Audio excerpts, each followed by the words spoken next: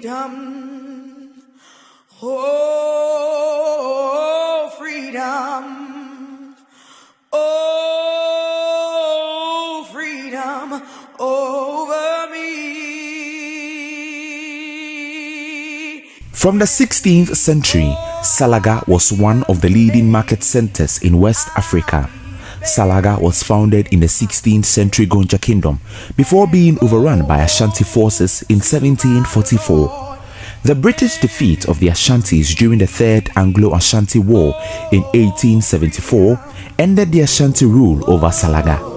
However, the British abolition of slavery in the Gold Coast in 1874 to 1875 did not end the Salaga slave market practices in the Gold Coast.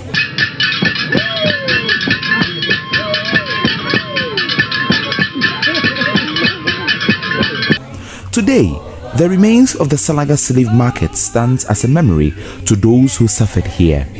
The slave trade may have ended, but its remnants are still felt.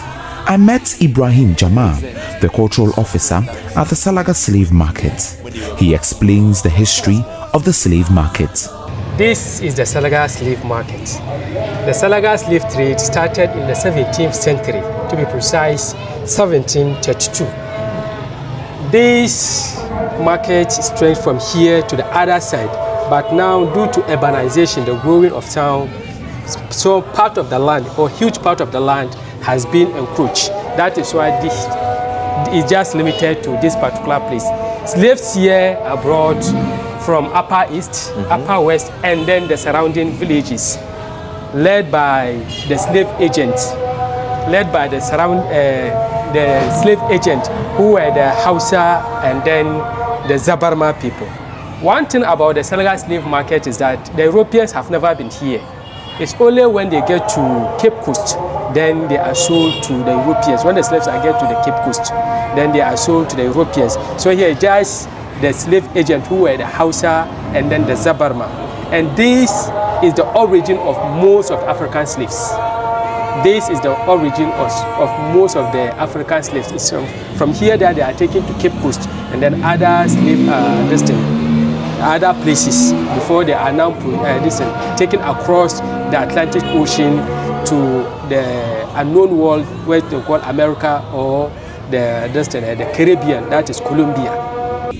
The Salaga slave market, though a symbol of human suffering, also represents the enduring spirit of those who were forced into unimaginable circumstances but never lost their will to endure. Ibrahim Jamal explains the suffering of slaves through their slave masters. For the slave agent, they don't care. Yes, they don't care what you are going through. The only one, at the end of the day, the strong ones. So when you are weak and then they realize you are dying, they unchain you, leave you in the bush, you die, animal feed will come and then feed on your flesh. Yes, and they are fed once in a day. When bringing them, they have little water to drink them before arriving. Like I said earlier, it takes them like 40 to 50 days, and for the route, it's just a small distant path in a thick, very thick forest that they pass through, walk through, and arrive before they arrive here.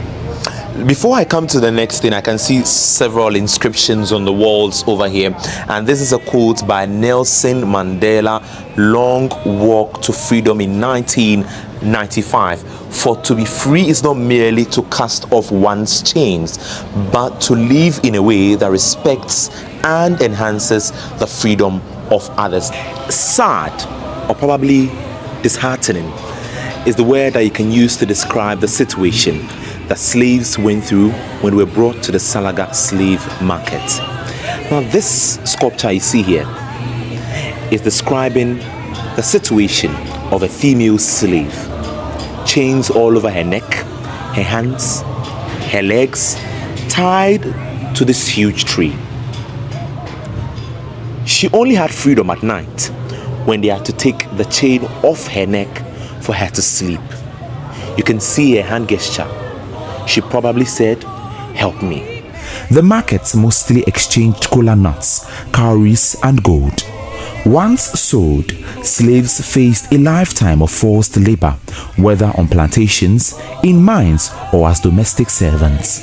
They worked long hours under harsh conditions, enduring constant physical abuse. Like it was just a mixed market. So the slaves, because they walked through a thick forest, on arrival, they first of all take them to the wells and bath, which is we call the slave wells and bath. One come by, that's the local name. Because I mentioned earlier, the slave agent were Hausa, so one come by is in Hausa language, meaning Wanka means bath, and then Bayi means slaves. So that place is named Wankam Bayi. So on arrival, they take them there to bath and then give them shea butter to moisturize their skin, all because they want to attract high price when they bring them to this market. Then those of them whose hair are bushy, they use sharp objects like broken mirror, broken bottle, and they shape up the hair.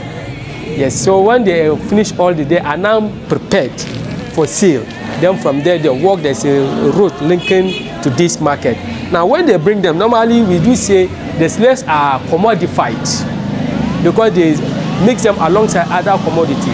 Like the way you see her being chained like this. So in front of her, there could be maybe an animal, a goat or something, also a chain, and this is for sale. There could be any other commodity. So it's like a mixed market. Slaves were usually bound with ropes, shackles, or iron chains to prevent escape and control their movements.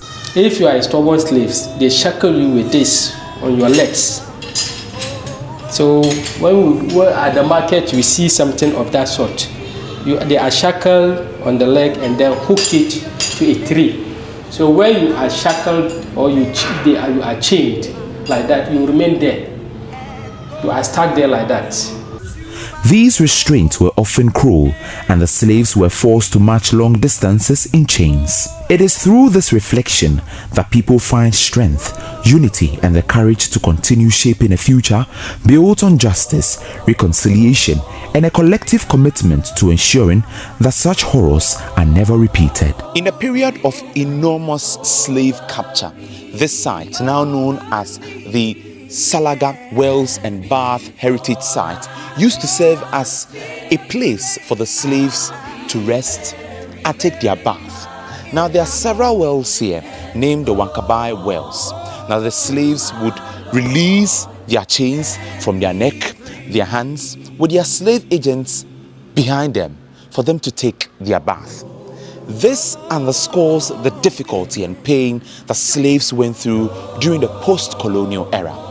It was a sad situation for all of them. Children, adults, grandparents who went through slavery.